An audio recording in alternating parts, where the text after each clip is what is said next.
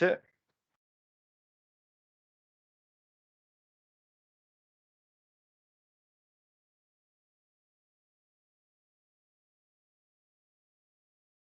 Can I ask any remote participants to keep their camera and microphone off unless they wish to speak, and ideally not use the camera facility at all, as this can affect the quality of the meeting. Please be advised that the meeting may be recorded, and data collected during the recording of a meeting will be retained in accordance with the Council's data retention policy. The recording of a meeting may be added to the Council's website.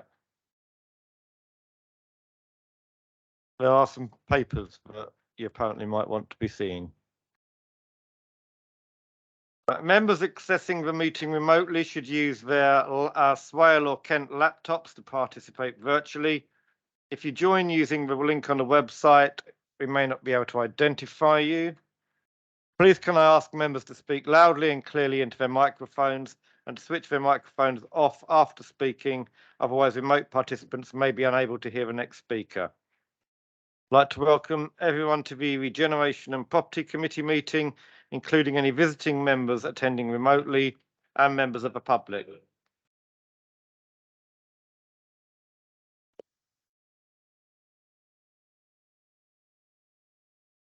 Right.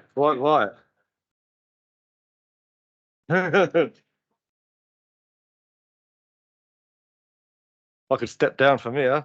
Right. But Chair, I will welcome everybody to the Policy and Resources Committee meeting, including any visiting members attending remotely and members of the public. I'd like to advise that the following staff are in attendance in the meeting room or remotely. The Chief Executive, Larissa Reid, the Director of Resources, Lisa Fillery, the Head of Finance and Procurement, Claire Stanbury, our Head of HR Shared Services, Bal Sander, the Interim Head of Planning Services, Flo Churchill, virtually, and from Democratic Services, we have Billy Atway and Philippa Davis.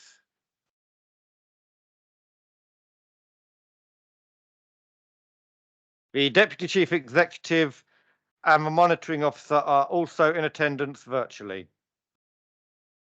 I'd like to advise that there is no fire drill planned, and if the alarm sounds, those in attendance should leave via the exits indicated and assemble outside where directed.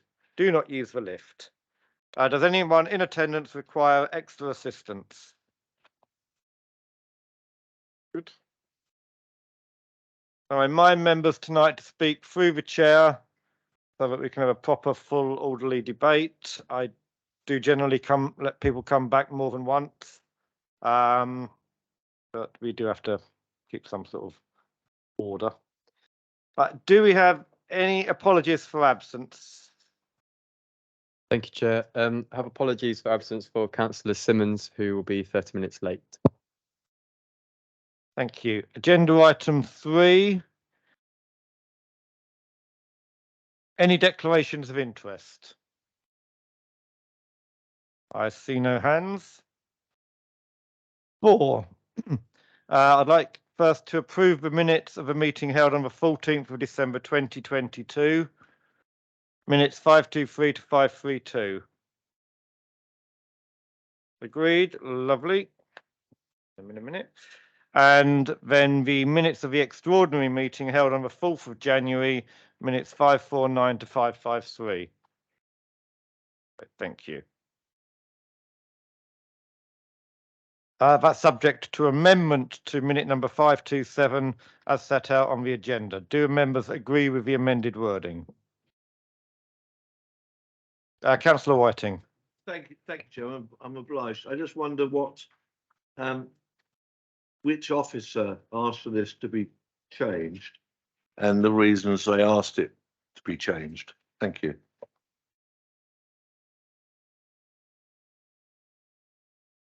Anybody, any idea?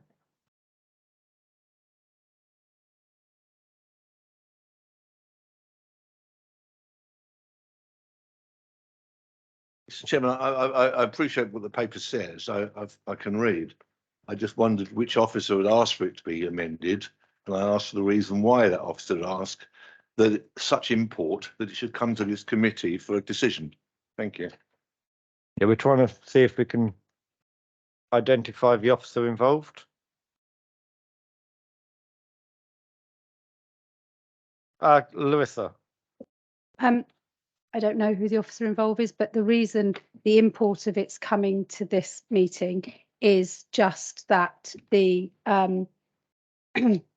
the original item came to the meeting, and because there's a request to change the minutes, it is, well, that's what we'll find that out for you and the reason why. But you asked what was the import of it coming to this meeting.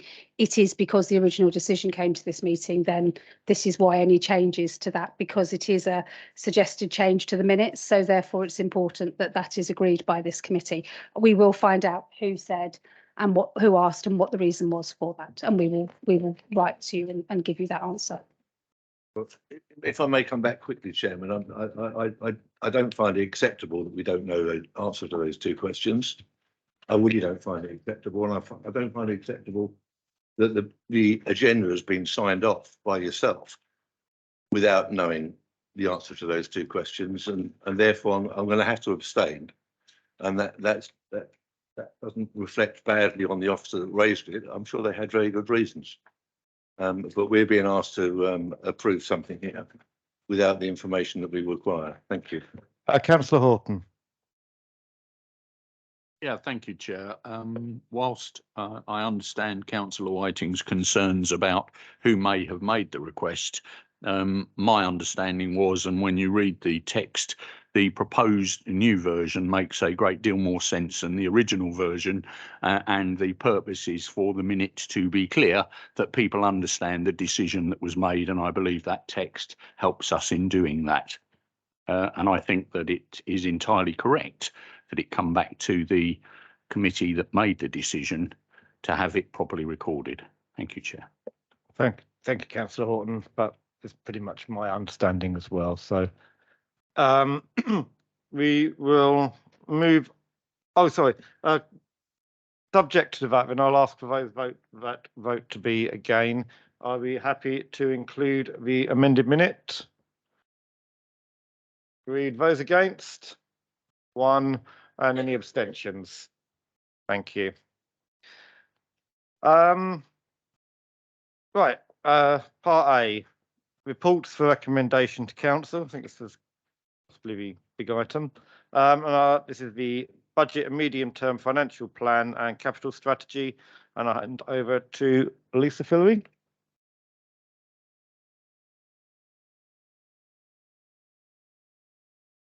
Thank you. So the report in front of you is the final version of the medium-term financial plan that is proposed to be shared with council for approval at the end of this month. It's updated from the draft position that was presented to this committee on the 30th of November. There's been very little change to the report. The bottom line remains exactly the same in that there is still a £2 million contribution from reserves to deliver the balanced budget. There have been some slight changes in the government funding from the provisional settlements that was announced on the 19th of December, and then the final settlement that was announced this Monday. So the provisional settlement is the details that are in the report, and then the final tweaks, which are updated, are in the amendments that were shared yesterday and are tabled today. So we had additional funding with the grants of about £156,000. We had RSG, on the face of it, looked like it had increased by quite a considerable amount, but it actually had 2 other grants rolled into it, which they were taking away from being specific grants and just rolled into RSG. So the council tax support funding and our family annex grant. We had a reduction in the new homes bonus amount that we had assumed, and also a reduction in the lower tier services grant. In the services grant, the lower tier grant was removed in its entirety. They were only announced as one-off grants last year. And then the funding guarantee grant, which is also another one-off grant for this year, brought the balance up slightly. The final settlement that was published on Monday, there was another further transfer between 2 of those grants, the services grant and the funding guarantee grant of £7,000. One went up and one went down, so net overall impact of 0. The increase has been offset by pressures that have arisen since the draft budget. They are detailed on page 10 of the report. The drainage levy has increased more than 3%, which is we had allowed for, because as you all know, that's all we can increase our budget by, our council tax by, sorry. The collection fund deficit calculation has been completed, and that needs to be accounted for next year. The insurance contract renewal, some further work has been done on that, and we believe there's going to be a pressure there, and the NNDR costs for our own buildings. So those offset the additional grant income that we have been awarded, so the position remains the same. The report also includes the capital strategy, which is an annual strategy that needs approval. It sets out our approach and process for deployment of capital resources and the effective management and monitoring of the capital programme. The major projects that are within our capital strategy are detailed on page 8 and are included in the capital programme, which has now also been updated to include the fleet vehicles for the waste and street cleansing contract, the temporary accommodation project that was approved in principle by the Health and Housing and Health Communities Committee, Health and Housing Committee, our LUF funding and the UK SPF funding that we've also been allocated. The fees and charges also remain pretty much unchanged from the draft position that was tabled in November. There's been one slight change for the legal recharges that have been updated to account for increased costs. So that's just the charge out rate for the legal team. So that's a slight change, and also some a wording on the kennelling costs for the stray dogs contract. We are now passporting those on from the where they are kennelled, and we don't have those details yet, but it's just that when we get them, we will be able to pass those costs on. The report also includes the reserves position and the estimated use for the current year based on both what is in assumptions that are in the budget that were agreed for the current year and then also the forward estimated use. It includes the review of the reserves that's been done and all uncommitted projects and completed projects where there are still balances on reserves have been rationalised, proposed to be rationalised and transferred to the budget contingency reserve to support the base budget over the term of the financial strategy. And there is also the details of the budget consultation, the full responses that we've received, some redacted when names have been mentioned, so we've taken those out. A limited response and quite mixed. There was no really overall consensus from the responses that we got. I'm happy to take any questions. Sorry. Can I just ask Claire if I've missed anything? Any questions? Oh, right, yep. Councillor Bonny, declaration. Yeah, sorry. I should have declared. I'm appointed by this council on the Lower Medway Drainage Board, as you specifically mentioned it, and of course the report does, so I should have said that, but it's a disclosable non-pecuniary interest. Thank you. Any more declarations? I'm the same, Lower Medway Drainage Board. Thank you. Anybody else on that board? Right. Questions? Councillor Tatton.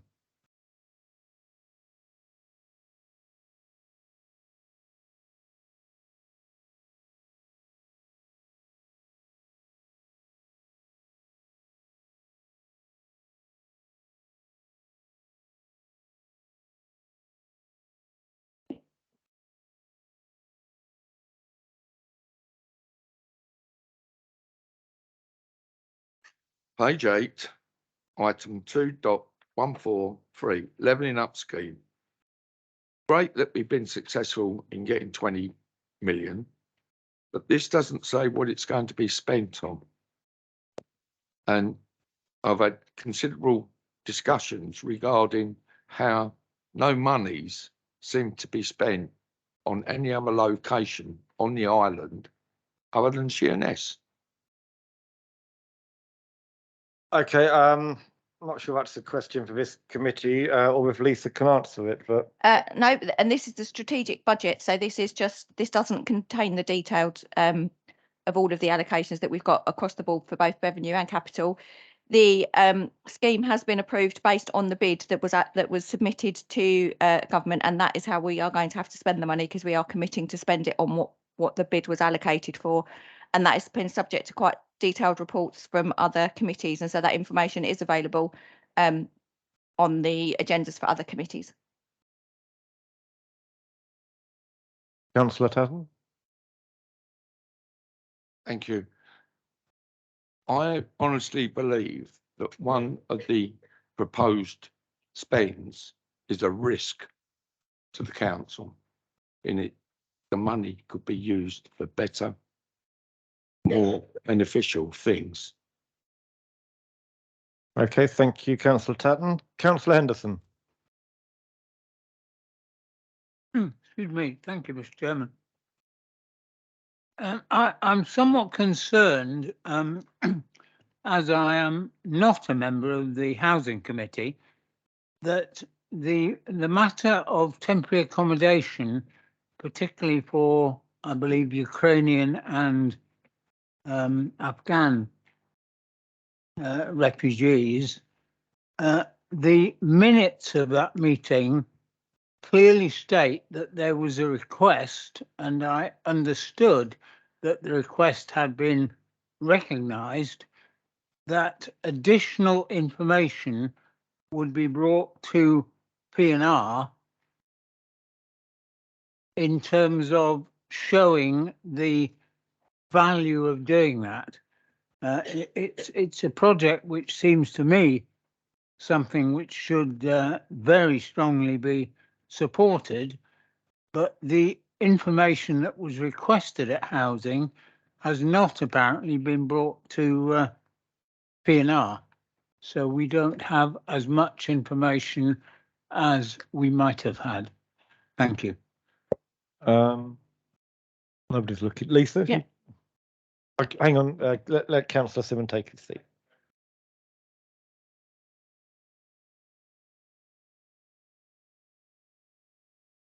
Okay, Lisa. Apologies, I didn't realise that the request was for the grant funding. I thought it was for the temporary accommodation project. The two grants that have been allocated to us for the Ukrainian homeless provision and the Afghan bridging allocations are two separate allocations. The Ukrainian grant we meet the criteria of the temporary accommodation project. So the temporary accommodation projects that we are proposing to acquire properties to provide our own temporary accommodation, we can offset some of that cost with the grant from the Ukrainian provision, because we currently are housing Ukrainian refugees. So we are able to use that. So for that one, it ties in with the temporary accommodation project for the acquisition of the housing. So I'm not sure what else we can add to that at the moment for that one. The bridging allocation, we are proposing to work with an external provider, and so we would just provide the grant that we have been given by central government as the element, and then that then has to be match funded by whoever delivers that project.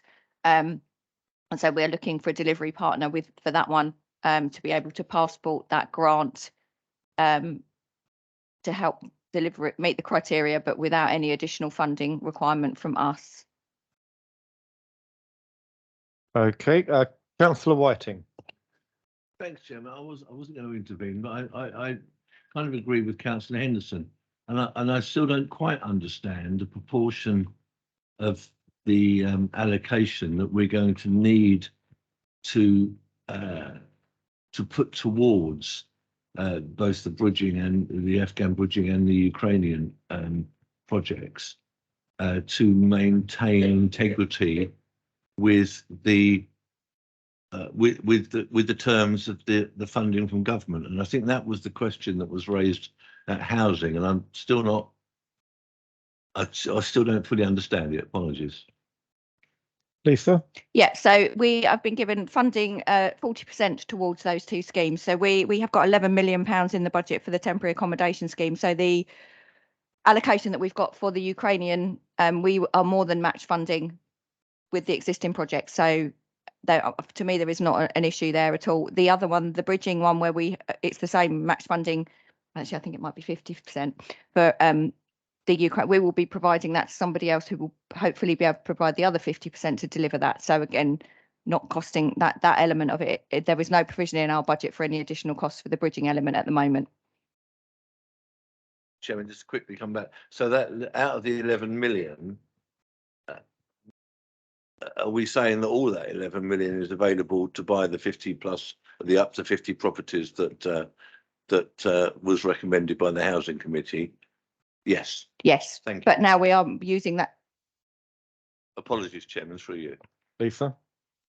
Yes, but we're using that now. We're now getting additional grant funding that we can put towards that project as well.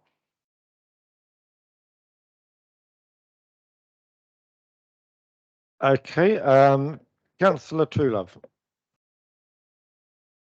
Through you, Chair, can I ask Lisa, the budget contingency reserve is still at 1.5 million. We made a budget contingency reserve of 2 million, and I think we used 500,000 last year. So we've got 1.5 million in the budget contingency reserve. Is that right? Lisa? Can I just get to the details of that? We made a budget contingency of 2 million and we were using 1.651 million of that in the current year. So on this year's predictions, there should be 400,000 left in there. But then, as has been reported to this committee in the year, the overspend that we are forecasting is using some of that and the COVID reserve. I still can't find it. And so we are then proposing to transfer the balances of other reserves that where the projects are not specifically committed to any specific detail and or have completed. And so it's a culmination of several different transactions within the year now, because we are. But at the bottom, we had 2 million to start with, and we are using 1.6 of it in the current year to balance the budget. The rest is going towards the overspend, and then we are transferring other funds in to future-proof the reserve. Okay, maybe we can discuss this outside the meeting. Okay, are we happy to recommend full council discusses this? As per page 5, is that right? Councillor Bowen. Thank you, Chairman. Just on a procedural query, similar to last year, I presume that when we take this, I'm going to assume this is going to go to full council anyway, that when it does go to full council, that on the actual council evening, we will be doing the fees and charges aspects before the budget, not the other way round. Lisa, No. had this debate. We have had this debate before, as I explained at the November meeting. This now forms part of the budget proposals. So the fees and charges are an appendix of the overall budget and medium-term financial strategy, because they are the income that is derived from those fees and charges is integral to the budget. Councillor Bowen. So if there's any proposals in terms of the fees and charges, we therefore wouldn't be able to agree the budget that night if it doesn't balance. If there are any If we propose to change any of the fees and charges, any proposals that need to come to the meeting have to come balanced. So if there are any proposals that are made in advance as an amendment to change the fees and charges, then we need a compensating saving to cover it, because the budget has to come as a balanced position. Are we happy to send these to, I propose the recommendations on page 5. Can I have a seconder? Councillor Bonnie, I think. Those in favour, please indicate. And those against and abstentions. I'm going to abstain then. Oops. Okay, thank you. The next item is the LGA Model Code of Conduct. Can't find a page. And can I ask David Clifford to introduce this item, please? Thanks, Chair. Good evening, members. So this is the LGA Model Code of Conduct. This has been extensively looked at by the Standards Committee and the Standards Working Group, and it comes with a recommendation from them that that this committee makes a recommendation to full council to adopt the new code. The report is hopefully self-explanatory. In the background section, I talk about where that model code came from, and the fact that it has now, well, I'm not sure I mentioned this, but it has now been adopted by a number of councils up and down the country.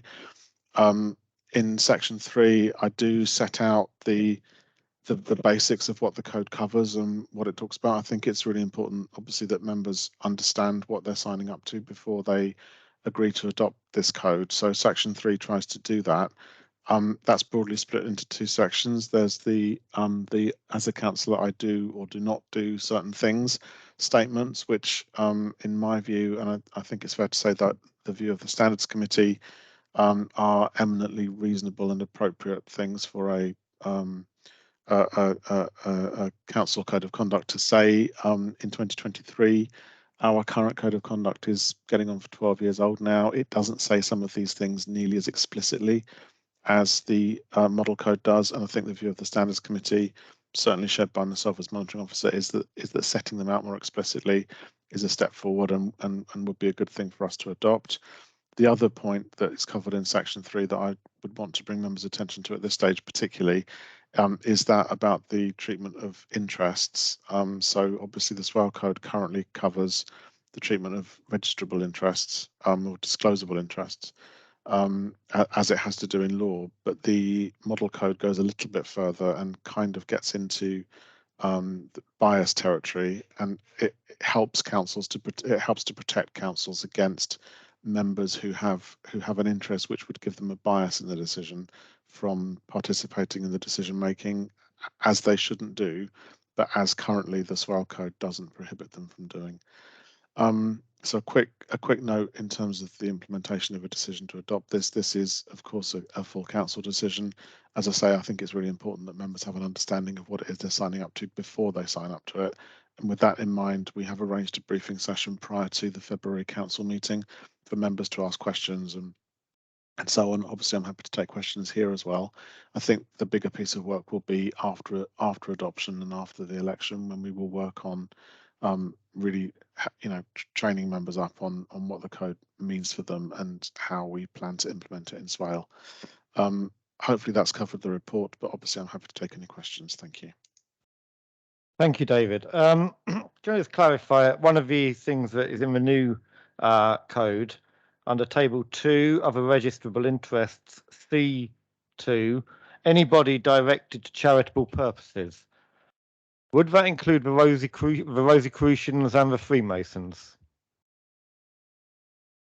Thank you.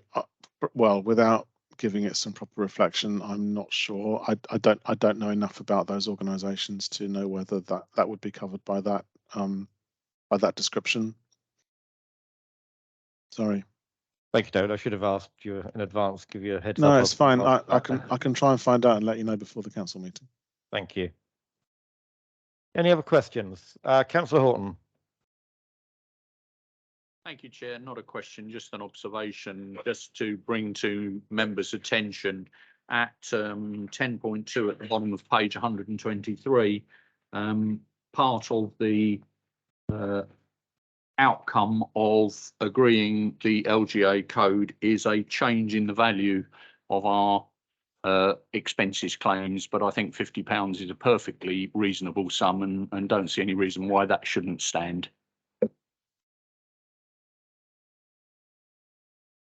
Thank you, Councillor Horton. Councillor Bowen. Thank you, Chairman.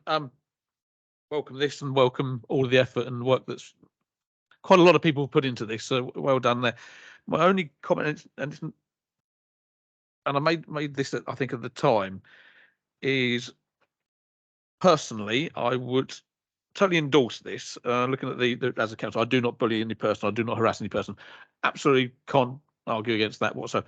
The only part which I'm not so clear on, because it's slightly different, and I said this at the time, was that it would be potentially intimidation. We as councillors should not also intimidate, because that's slightly different, I think, to bullying or harassing. And I think that's the only slight bit that's potentially missing from this. And it's, but I've got no issue with agreeing this and moving this forward. It says about intimidating in terms of a case, an investigation, but doesn't say about intimidation or being intimidating to either staff or other councillors. And there, I say there's a slight difference, I think. I'll be happy to add that. Could I come back on that, please, Chair, just briefly? Yes, of course, David. Just to clarify, and I'm sure Councillor Bones already aware of this, but members might not be, that is in the section regarding collaboration and cooperation with standards investigations and standards matters. So it applies in the event that a member is the subject of an investigation, and it's about not intimidating witnesses, not intimidating people who are involved in processing any allegations. That is the idea of obliging members through the code to cooperate with standards matters is not something that features currently in our code. And I think I do say in the report that that's a new thing for Swale. Councillor Bowen. Thank you, David, for that. It's almost that's a little bit after what I'm thinking and suggesting, that you could potentially intimidate people before there's any investigation or anything like before it gets to that point. There could be aspects of that where that may occur. Absolutely should be in about you should be using that in terms of any sort of investigation. But I think that it's just that little nuance prior to anything that we should not be in a position of bullying, harassing or intimidating anyone, whether it councillor or member staff or public. That's my opinion. Thank you. Would you like a 2.4? I do not use intimidation. I'm happy. I'll happy. Yeah, I will not. I will not intimidate. Yeah, are we all okay with that? Okay, we're going to Thank you. change recommendation. Ooh.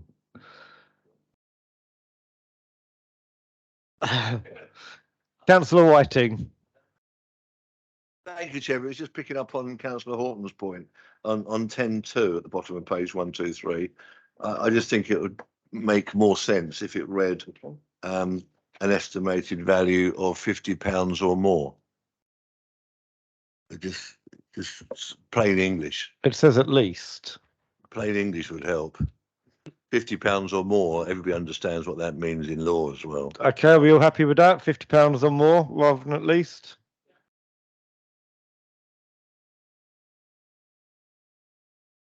Yep.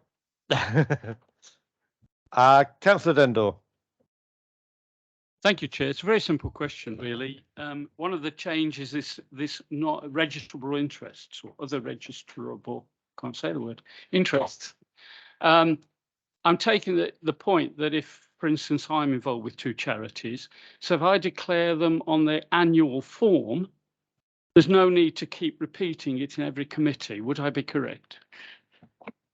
David, I think that's correct, but Thanks, Chair. Well, I'm in obviously not in every committee, but to the extent, so hopefully the paper does cover this in some detail, but to the extent that it that an interest is being discussed in a meeting, you would need to disclose that. But that's quite a narrow definition.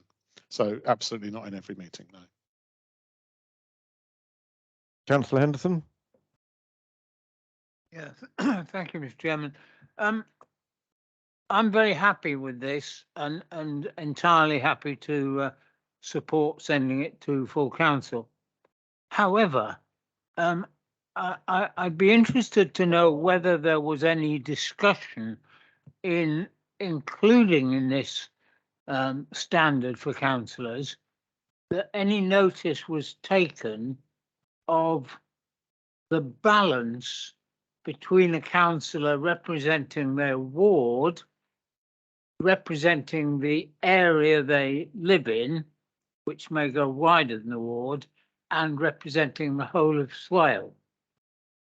I think it's very noticeable that there are many councillors who think very hard about this balance between their local patch and the interest of Swale as a whole. But I regret to say there are some, hopefully only a few, councillors who focus so strongly on their local patch that they lose sight of what is best for the whole of Swale. Now, there is nothing that I could see in this document which deals with that. And I simply asked the question, was it discussed? And if it wasn't, why not? And could it be discussed once we get this thing moving? Thank you.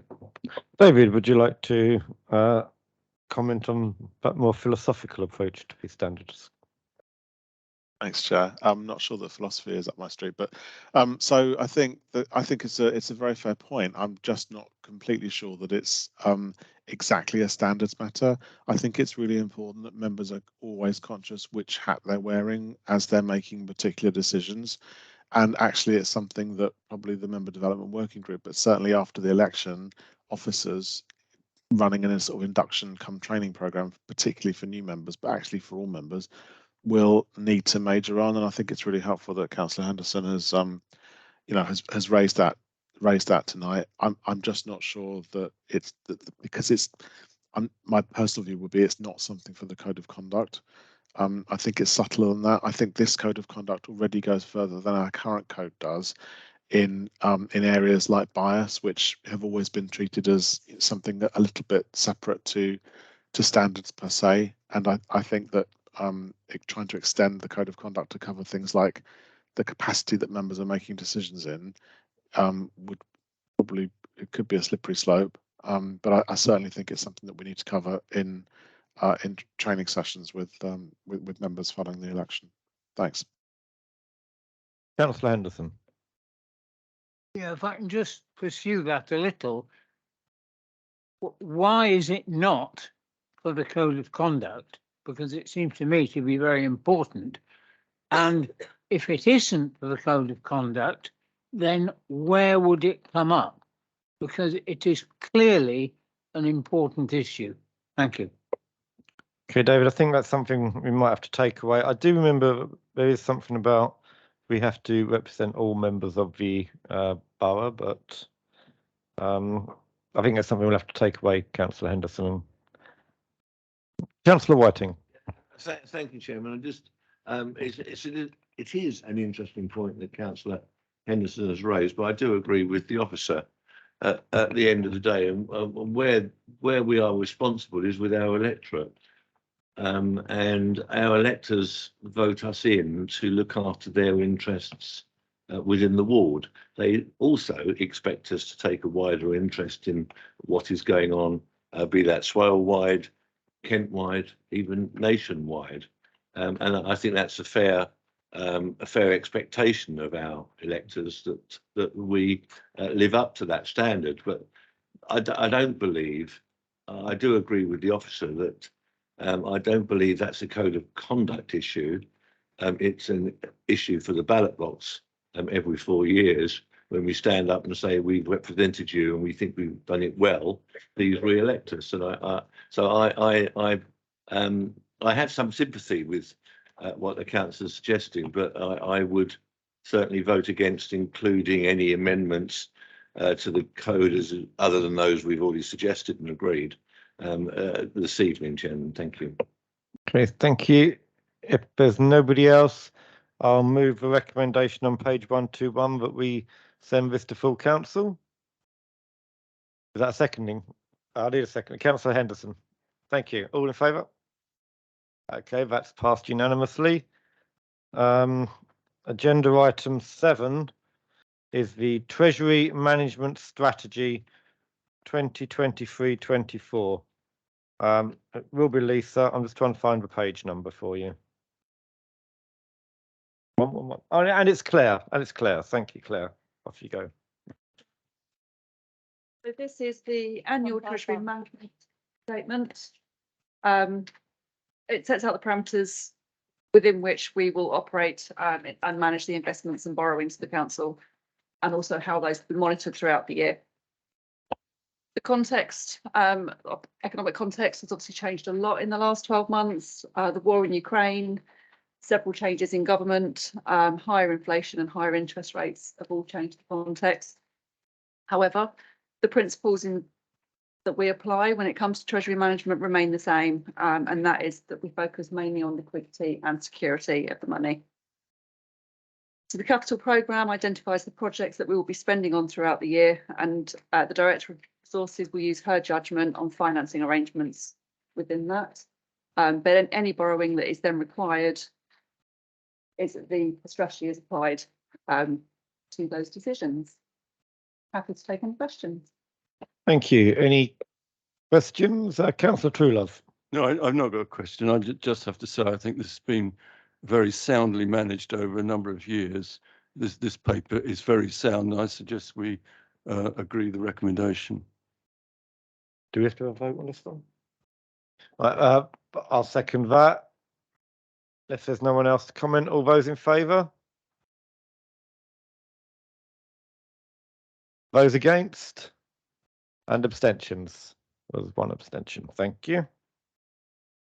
Agenda item. Thank you, Claire. Agenda item 8 is the pay policy statement on page 169. And I'm going to go with Val. Thank you. So as part of the transparency legislation under the Localism Act of 2011, all local authorities are required to update their pay policy on an annual basis. And this has to be agreed by now a member committee before full council will also need to approve it as well before we can publish on the council website.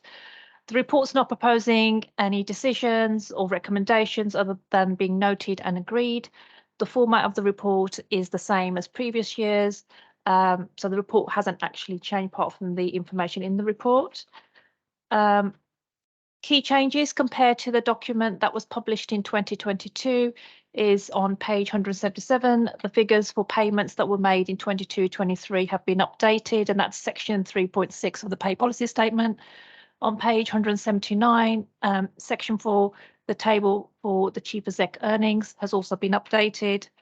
Page 180, which is section 5 of the pay policy statement, that's to do with trade union facility time. And again, that has also been updated. Appendix 1H provides all the details of remuneration for senior staff. And again, all those figures have been updated for 22-23. There's also some new statutory guidance that published by government last year, which is on special severance payments. This has been covered in the pay policy, and that's under section 3.5 of the pay policy document, and that outlines the process we will need to follow for any payments that will be considered as special severance payments. And that's all again to be transparent of how we make payments to our staff. And that's it. So have you got any questions?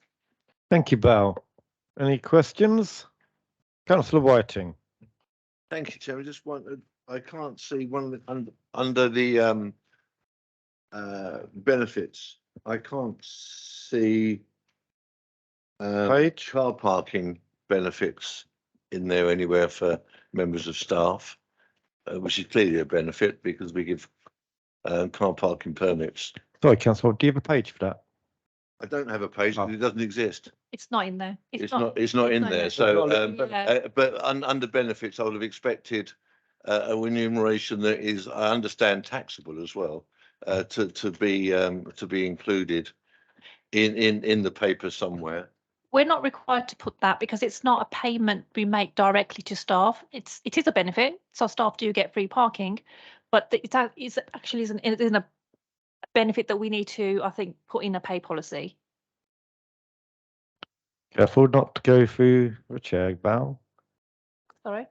Make sure you go through the chair. Oh, sorry. Are you coming back? Yeah, thank you. I think through you, Chair, I think the Chief Exec would like to make a comment. Thank you. Yeah, Larissa. That's right. If we were to give staff an amount of money a month to cover parking, that is a cashable benefit. We don't, because there is no cost to the council for council officers parking.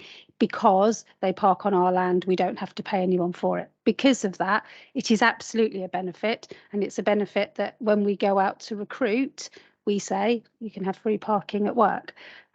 the other element of parking, so there's two elements of parking. There is the element where people can come to work and they can park, and we give parking permits for that. But for those staff who cannot do their job without a car, so if you are an officer that, you know, maybe one of our food officers, then you have to go to premises, then you have an enhanced parking because you can park in lots of other places, but neither of those you get any cashable benefit for. So that's why. If we didn't have any parking, so if we didn't have any land that staff could park on and it was giving us a cost, then I think that would be cashable, or if we gave staff money to park, but we don't. So therefore, it is not something that staff have to pay for. But you're completely right, it is still a benefit. Thank you, Chairman. I've one other question on a different subject on 3.2, market supplements on page 175. Given that it's the proposal from this committee that we freeze pay for staff for the next year, I just wondered through you, Chair, for an officer's reflection on how market supplements might sit within that, and what is the risk to the council of having to actually spend money on market supplements that we're not budgeting for because we're proposing a 0% pay increase for our staff. Thank you. Well, We only apply market supplements to jobs that we find hard to recruit. So market supplements is not widely being applied to jobs. Mainly the jobs that I think get market supplements are the two areas that we find really difficult to recruit, and that's planning and legal. So if we were recruiting into those areas, we know we won't be able to compete with the private and the public sector without applying a market supplement. So it'll only be for those roles, which I'm assuming we would still continue because we are already having difficulties in recruiting for some of those positions. Larissa. If you look at, I'm sorry, I don't know the table, but it talks about our job roles as median pay, and we're 1.28. So even with no pay increase, we still are above the median pay. So we're still paying significantly above other councils in the area and slightly above some. I think the issue with planning and legal is not about whether we can attract people from other councils. I'm afraid we do, and I say that because we take one from Gravesham, we give one to Sevenoaks, we take one. It's just the way it's working, which doesn't help any of us actually. Where we're struggling is with the private sector, and I'm afraid that no council in the land can afford the amounts of money we would have to pay to be able to properly compete with the private sector. I'm grateful through you, Chairman. I'm grateful for the answers. The question was, what do the officers think may be the effect on our market supplement bill through the 0 thing? And what I'm hearing is they don't believe there will be any effect, but I just want to confirm that with them. Thank you. Larissa. So there's been a document out recently that says that pay actually in local government, we need to look at things other than pay. So we need to look at flexible hours. We need to look at reducing hours. The amount we pay for market supplement won't change. We won't have more jobs that require market supplement just because of the 34-hour week or no pay increase. We don't believe we're still getting good applicants. We're still paying above the median. So we don't think there will be any impact. What we are being asked to do, both by nationally, the trade unions have written to all chief executives asking to consider reducing hours. And as I say, there was a document that came out only this week that said we should be looking at that as a recruitment and retention tool. So with luck and a fair wind and the fact that we are an excellent employer, I'm hopeful that it will encourage people to come and work for us, because if it's the pays the same as another council, and I hate to do this to my council colleagues, but if the pay is the same here or even slightly better than at Maidstone, but you only work 34 hours a week and it's somebody that's coming in, we maybe seem to be quite a bit more attractive. Councillor Bowen, then Councillor Tutton. Chairman, you won't be surprised about the comment I'm going to make on this. trade union facility time. My opinion is there has been some press recently about given the current disputes, should we say, on the value of trade union and trade union activism, what they actually bring to the table, certainly in the national press. I think looking at as a good example here, when you have a good working relationship between a trade union and trade union officials and the employer, a 0.06% of a pay rise makes that incredibly good value, and not the headlines that the press tend to put out that's all these we are overpaying trade union officials for the roles which they actually do, because they bring when it works well, they bring far more good to an employer than negativity. I'm slightly surprised that actually, if it is only 6%, they're actually undertaking, because they could be more, but it seems to be working well. But they do seem, I say, when they work well, they do seem to get a bit of a hard press, and there may be a surprise for me to say that on this side, but I think at times people forget that. Thank you. Thank you, Councillor Bone, and happy to fully endorse everything you've just said. Councillor Tatton. Thanks, Chair. It's just a question towards my understanding. We recently lost, if you like, or she moved on, a planner, a young one, which took training from SBC, but there was no training cost recovered when she moved on. If we're going to train people, why cannot an agreement be signed that cost of training, let's say, like a nurse, about £8,000 a year? What's the point of training a nurse on for £8,000 a year when she goes out and becomes a, well, yeah, planner, if you like, or they move on to another, local council for more monies? I'm only thinking of attracting young uns, but if they take our training, then we've got to get something back from it, or should get something back from it. It's a fair point. And Larissa? We currently have, if somebody undertakes training over a certain value, so expensive training, then they sign a training agreement with us. That means if they leave within a certain period of time, they have to pay that money back. A lot of the training that staff do, though, is short courses or on the job almost training, not a degree or things like that. Where staff do undertake external formal qualifications, we can do that. We're looking with the Greater North Kent Partnership, which is us, Maidstone, Medway, Dartford and Gravesham, to see about actually between us working with the universities to put on planning courses and us taking those planners. In that event, what we will then do is we're trying to see if we can make the agreements longer, to say, actually, if you work for 5 years, you need to be careful though. Two things happen. One, just my son's a train driver. He has a training contract of 5 years. 3 companies have offered to buy him out of that contract because they're so short of what he does. So that is a problem. You end up with your money back, but no planner still.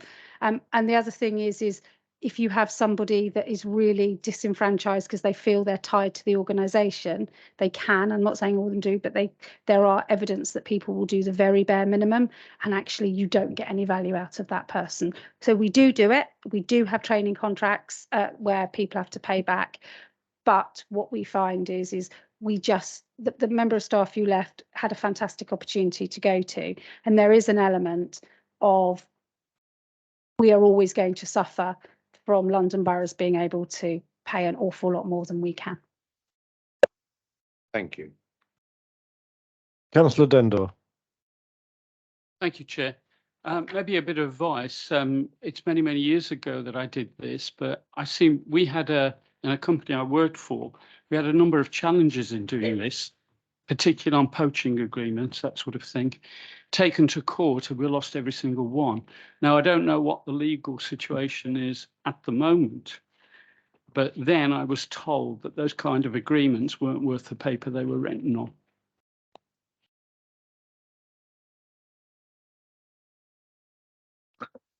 I've been advised that would be for a court to decide. So, Councillor Whiting. Yeah, just a very quick one. I was involved in training lots of people over the years, and for companies that found it actually quite beneficial to be a good trainer, from which careers were launched into very good and lucrative careers after that. So I think once you become known as a stepping stone to a very good job at the end of it, be that within the council or elsewhere, then the quality of the recruits you get is much higher, is my experience over many years, and the benefit you get from that is higher. So you may lose good people to other organisations, but the quality of recruits that you're able to get is far surpasses any downside to losing good people. Okay, thank you. That was a interesting discussion that I didn't quite expect going the way it did, but that was good. Can I move the recommendations on 169 that we send this to full council? Can I second that? Councillor Henderson, those in favour? That's unanimous, thank you. Agenda item 9, which is on page 207. Procedure for appointing persons to incorporate parish councils. David? Thanks, Chair. So this is a procedure for appointing persons to incorporate local councils under Section 91 of the Local Government Act 1972. We are not obliged to have a procedure of this nature, and in fact, until recently, there had been a long hiatus where our powers under Section 91 hadn't been used. But we had a recent case of a parish council that wanted us to appoint persons in order that they could co-opt members and restore their quorum, and that did throw up the fact that actually it would have been helpful if we had had something set out in advance as to the process that we follow to do that. So the Chief Executive has a delegation that enables her to make the final decision, but of course she wouldn't want to do that without consultation with members. So the draft procedure in Appendix 1 tries to set out a sensible procedure to be followed in doing that. I've tried to write it in a way that isn't too prescriptive so that there is room for pragmatism in terms of how it's interpreted, but equally it does provide some guidelines as to how that facility will be made use of. I guess the most important paragraph is paragraph 4 of Appendix 1, where it sets out the order in which people will be invited to be appointed. I think that's that bearing in mind the fact that it's customary for principal councils to invite people who already have a democratic mandate either in the area of the affected local council or nearby. That seems like a reasonable order in which to invite people to me. So I hope that's helpful. And I'm asking the committee to adopt this tonight. Obviously happy to take any questions. Thank you. Thank you, David. I think this is good piece of work, and sadly I suspect we might be needed increasingly in the future, as a lot of parishes are having trouble recruiting people. So it's very timely as well. Any questions, Councillor Horton? Well, it's low. Thank you, Chair. It's not so much a question as an observation. Like you, I think this is a very helpful paper, and I do see that it might well get used in the future. There was an email circulation earlier today that related to this process, or may have led to the belief that we needed to formalise this. I read that in detail, and I do not believe it affects the decision making here this evening at all. It's actually on an unrelated matter, which was about whether or not a councillor could sit for 6 months. So I don't think that has any relevance whatsoever on today's debate, and I fully support this paper. Thank you.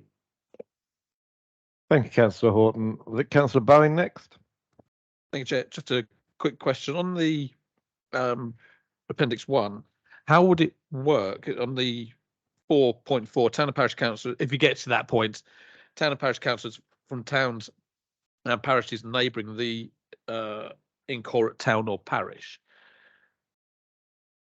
I think, correct me if I'm wrong, to stand as a parish council, you have to live either within the parish or within a certain distance of it.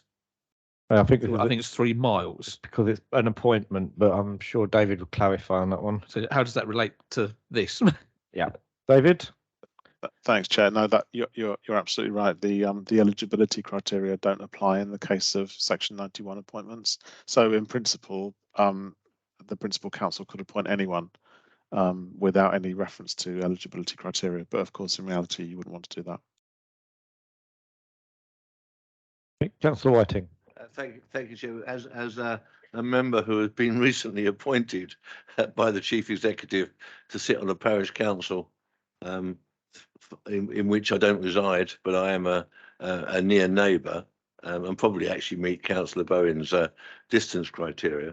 I just have to, declare an interest, I suppose, but also I just welcome this. I think it gives the Chief Exec some very sound advice and some sound processes to go through in the decision that she has to make, and it is her decision alone, as to who to appoint to an incorporate parish council. So I'd wholly recommend this, and through you, Chair, perhaps propose that we accept it. Thank you. Thank you, Councillor Whiting. I'm happy to second that. Are we all in agreement? Oh, sorry, Councillor Dendor. Thank you, Chair. It's a very simple question. I hear that Councillor Whiting said have to. My understanding from reading this is the council, the Chief Exec, is under no obligation to do so. Would I be correct? Larissa. It is true. I am under no obligation. However, we are the parent council, and there are things that you do. So initially, when this came about for the second time, I decided not to do it because I thought there's going to be an election soon. But then we had the problem of setting the precept. So that is why, and I'm eternally grateful to any councillors that stand and help me out on this, because it's difficult. But I don't need to do it. But this council and its members are very supportive of parishes and feel they have an important role. So I believe it's incumbent on me to do what I can to help. But so I think it is a moral rather than a legal responsibility. So this is posed by Councillor Whiting, Councillor Bonny. Can I just ask a question? As I do think we need this, and I think it's useful that the Chief Exec has the guidance of this procedure. That anyone that's appointed, what their liabilities are. Because if you're, by definition, if you come into something that's in quora, it's probably because there's been issues in the past. And I think, does the council's insurance cover them in respect of if there's any financial difficulties or come back on that on those persons appointed? David, the position of liability affecting appointed persons. Thanks, Chair, and I'm so glad you asked me that, Councillor Bonny, because I've got a brilliantly prepared answer. Actually, I haven't, but I think the important thing is that on appointment, members become parish councillors, so the status of the person who's been appointed is exactly the same as a parish councillor.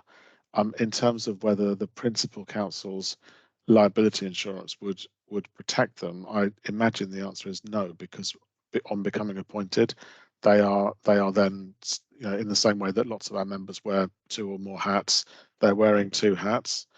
I can look into that and try and give you a written answer to that, Councillor Bonny, but I'm afraid I can't give you a categorical answer at this stage because I don't know. But my suspicion is that the answer is that no, the principal council's insurance would not apply.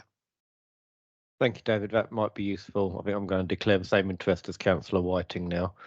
Cover my back on that one. So with that, are we all agreed? Thank you. I think that's something's different now, isn't it?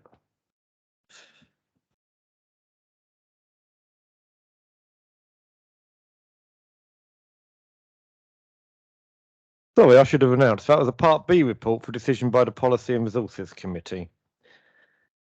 So we made the decision. We weren't recommending that one to full council. Item number 10 is recommendations from the South Thames Gateway Building Control Joint Committee on the 1st of December. If you want to discuss anything that's on the blue papers, please indicate, as we will have to go into camera.